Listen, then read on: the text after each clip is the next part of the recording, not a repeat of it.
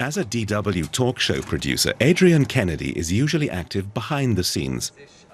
But in the early 90s, his Fall of the Berlin Wall story was the subject of a documentary about fake marriages. In spring 1989, a woman from East Berlin he hardly knew asked him to marry him. He simply said yes. We had this plan that we would establish a kind of fake relationship and then apply to get married, and then Katerina would be able to leave the German Democratic Republic. In order to build up the fiction of a relationship, it was necessary to make regular trips to East Germany. Soon they became a real couple. Adrian regularly passed through the Friedrichstraße border crossing. Berliners dubbed it the Palace of Tears because people from the east had to say goodbye to visitors from the west here. Today it's a museum.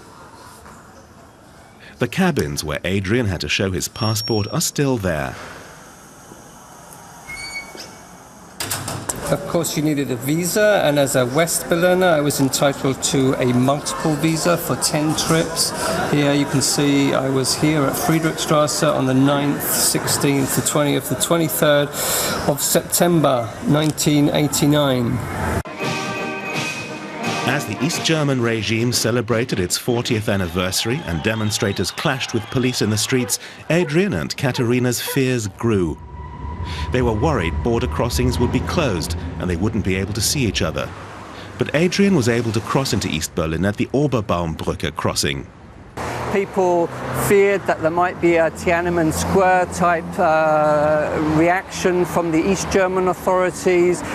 Katerina had telephoned and said that she'd seen tanks in the street, so she was very worried. She was a bit panicky, and I knew that we had to kind of act. We thought we had to act quickly. But then East Germany decided to open the border.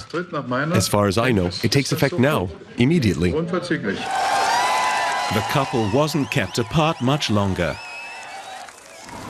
On November the 9th, Adrian Kennedy came home from work and turned the television on.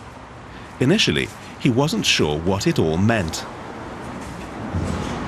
It was soon clear to me that there was a good possibility that my fiancé would turn up on this evening, and I lived together with a few other young men. The flat was not so very clean, so on this historic day I spent a lot of time actually just waiting for Katerina to turn up and cleaning the flat.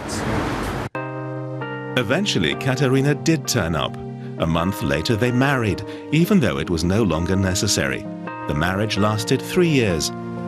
Today, Katerina lives in Washington, D.C. Adrian still lives in reunified Berlin.